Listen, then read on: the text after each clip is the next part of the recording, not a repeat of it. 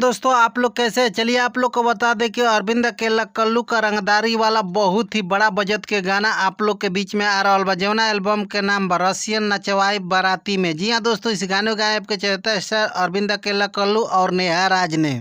अरविंद अकेला कल्लू के इस गाने को लिखे हैं बिट्टू गुप्ता। इस गाने में म्यूजिक दिए है विशाल भारद्वाज ने। चलिए आप लोग को बता दें कि अरविंद अकेला कल्लू के इस गाने को आप लोग के बीच में किस समय किस यूट्यूब चैनल से फुल वीडियो सॉन्ग रिलीज किया जाएगा। हाँ तो दोस्तों, आप लोग को वीडियो को पूरा कंप्लीट जानकारी देने से पहले आप लोग से अनुरोध है कि अगर हमारे चैनल पर आप लोग पहली बार जुड़े हैं तो वीडियो को लाइक और चैनल को सब्सक्राइब करके बेल आइकन घंटी ऑन कर लीजिए, क्योंकि हमारे चैनल पर भोजपुरी का हर खबर सबसे पहले दिया जाता है। आप लोग को बता दें कि अरविंद अकेला कल्लू के इस वीडियो सॉन्ग को कल सुबह 7 बजे ग्लोबल म्यूजिक यूट्यूब चैनल पर फुल वीडियो सॉन्ग रिलीज किया जाएगा। इस वीडियो में एक्टर के रूप में नजर आने वाली है रक्षा गुप्ता और अरविंद अकेला कल्लू। अगर आप लोग अरविंद अकेला कल्लू का फैन है तो इस वीडियो को ज्यादा से ज्यादा शेयर कर दीजिएगा। आप लोग को भोजपुरी का अपडेट कैसा लगा कमेंट कर जरूर बताइएगा। और आप लोग से अनुरोध है कि कल ग्लोबल म्यूजिक यूट्यूब चैनल पर जाकर कल्लू जी का गाना सुनिए। बहुत ही धांसू गाना है जो कि आप लोग वीडियो क्लिप में देख ही चुके होंगे। नमस्कार दोस्तों।